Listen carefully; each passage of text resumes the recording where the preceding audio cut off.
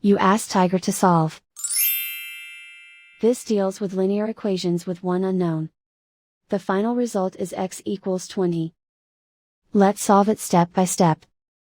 Simplify the expression. Expand the parentheses. Multiply the coefficients. Simplify the arithmetic. Group like terms. Simplify the arithmetic. Group all constants on the right side of the equation. Add 12 to both sides. Simplify the arithmetic.